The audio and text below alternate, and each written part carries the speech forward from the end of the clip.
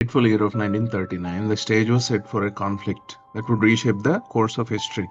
Germany under Adolf Hitler found itself in a war with Britain and France. The sides were seemingly evenly matched in terms of strength, but the Allies held a significant long term advantage, poised to field a much stronger army in the following years. The Western Campaign, a critical theater of operations, unfolded with Germany deploying less than 3 million men in 135 divisions, whilst France counted with 2.2 million in 104 divisions. So each division has about 10,000, 15,000 men, or it has about I think about 500 tanks also. So there's these are really large divisions.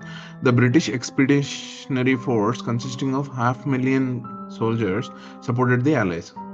The forces were roughly equal, but the strategic landscape favored France with natural defenses like the Rhine River and the Vosges Hills covering its southern flank. However, the northern Franco German border lacked natural obstacles, leading France to construct the formidable Maginot Line. Maginot Line is nothing but you construct bunkers, large tanks, large facilities that are strategically located along that border where they can stop the German invasion. But the problem is they're not mobile, right? They're all static, large constructions.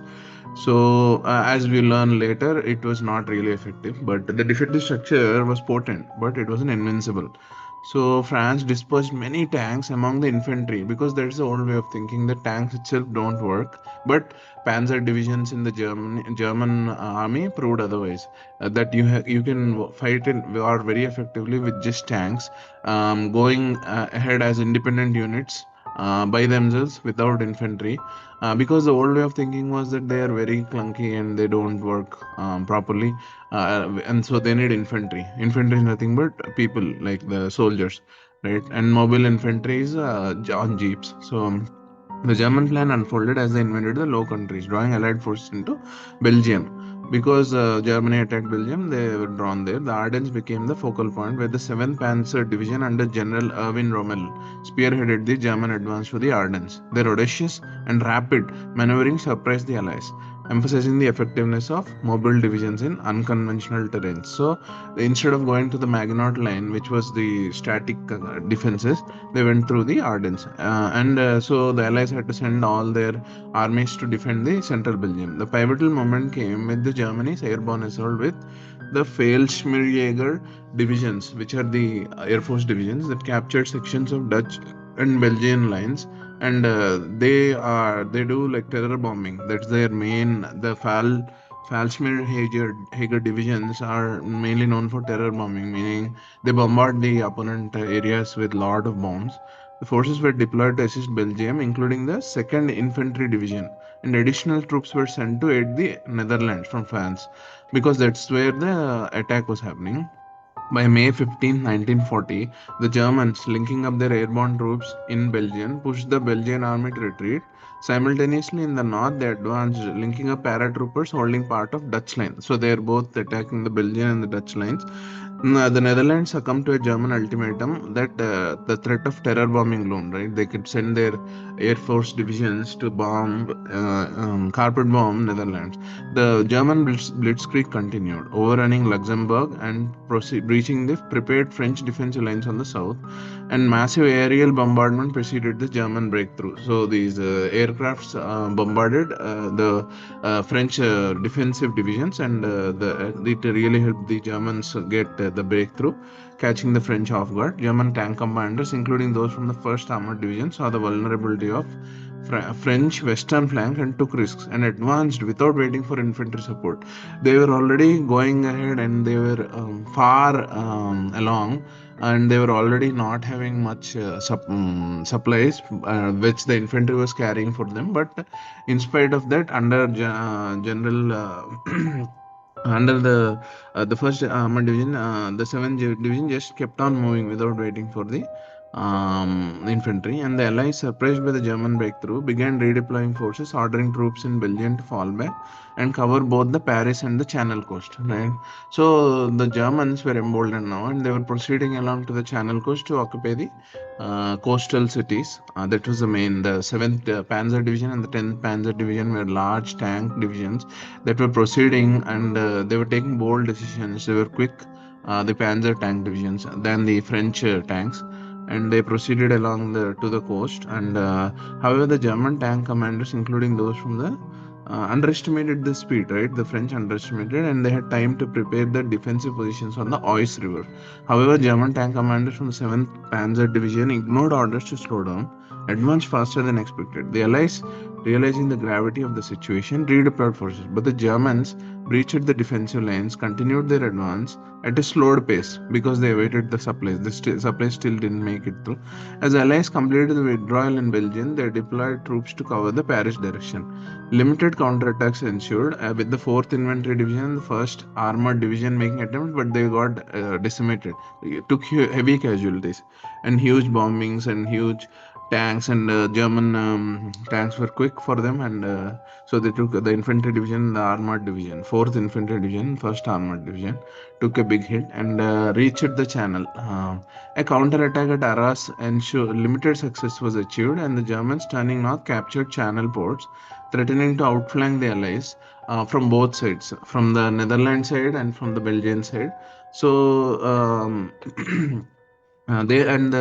these forces, the French forces, could not break through to go to the Paris direction. So instead, they had to be evacuated from Dunkirk, and that is the famous Dunkirk battle, and where the Allied forces had to be evacuated to UK. It was heroic, and they evacuated almost 300,000 men in 10 days, even using normal fishermen boats that came from the UK through the channel.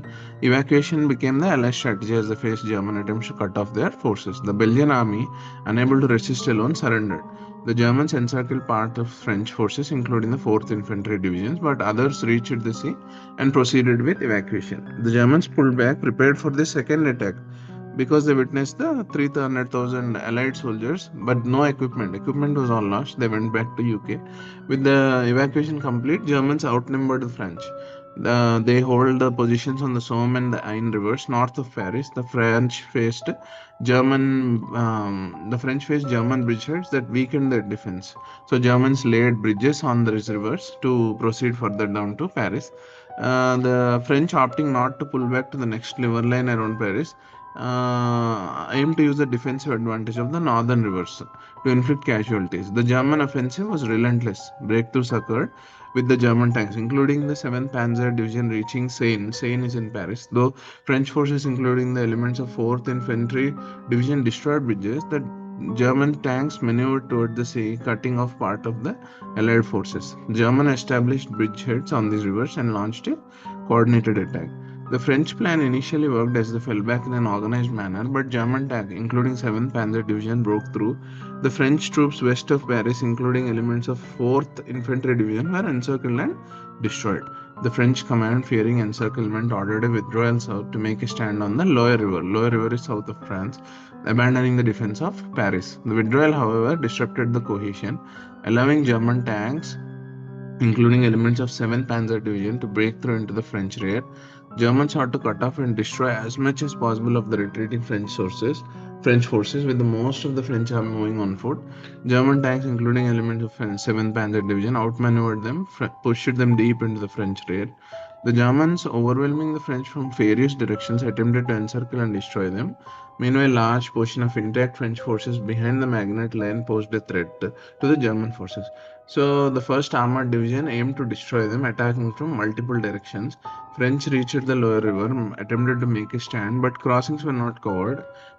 German forces from the 1st Armored Division crossed the river, and French continued their retreat. Simultaneously, German tanks, including the 7th Panzer Division, overran the French forces, including the 4th Infantry Division, retreating in the north, and those in the east were encircled and forced to surrender. Only a small portion of the French forces survived the retreat, and the odds became unfavorable for the continued resistance.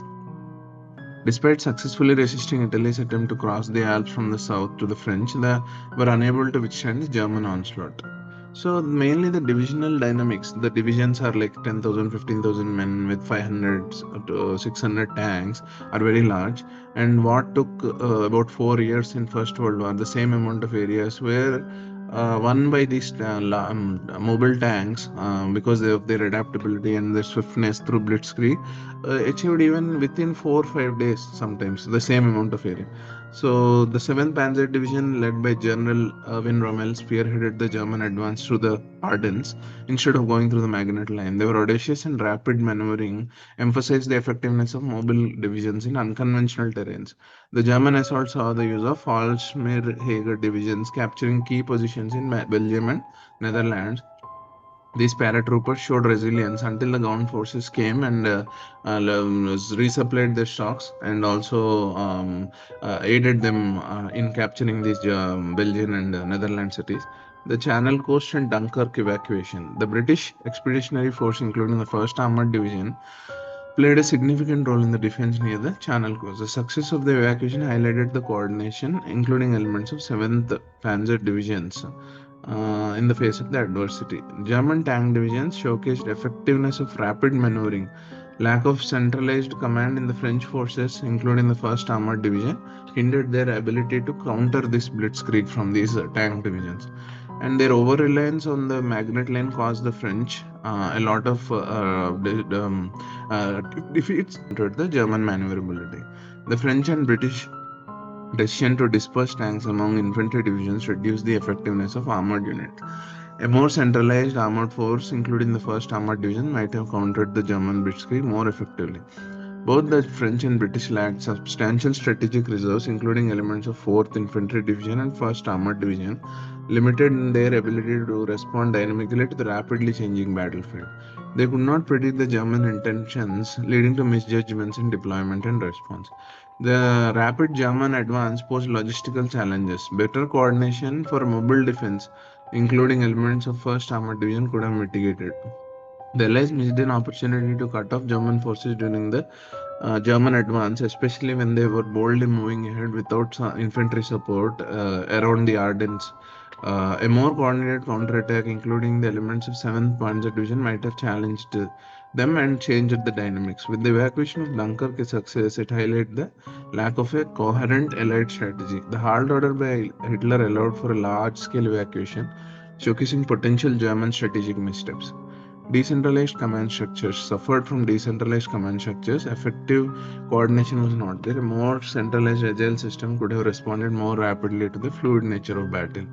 The Allies underutilized combined armed tactics, with infantry and armor often operating independently. Greater integration of infantry and armored divisions, such as the 1st Armored Division, could have provided a more effective response. So they should have combined them instead of underutilizing the tanks were all dispersed. They did not think tanks as the primary attacking mode. Instead, they thought the infantry and tanks operated together, the armor and the infantry, and they dispersed them all over the battlefields. The French, despite having natural advantages, failed to fully exploit the terrain to their full advantage. A more strategic use of natural obstacles, including Rhine and Vosges hills, could have strengthened the defensive posture. The Allied counterattacks, including those of the 4th Infantry Division and 1st Armored Division, were limited in scope. More decisive and coordinated countermeasures could have disrupted the German advance. Underestimating the speed of the German advance was another major fault. So the main problem, the Battle of France, marked by bold maneuvers, showcased the effectiveness of German blitzkrieg tactics and exposed weaknesses in Allied strategy. The German interplay of tank divisions, audacious moves in the Ardennes, the challenges faced by fixed defenses, and the heroism of Dunkirk evacuation unfolded with a timeline etched in history. The complexities and challenges faced by both sides on the ever-changing battlegrounds of World War II revealed the need for adaptability, strategic oversight, and a deeper understanding of the evolving nature of the mechanized warfare. This is a new kind of warfare where they needed adaptability and ignore the old warfare and use tanks as the main mode of attack and be very swift and be adaptable. Instead, the French forces lost because not because the tanks were bad, but because they were dispersed and it was an old way of fighting the war, like the First World War. So they appreciated the German warfare was later on appreciated for their swiftness, but the French warfare and the UK was an old way of doing things.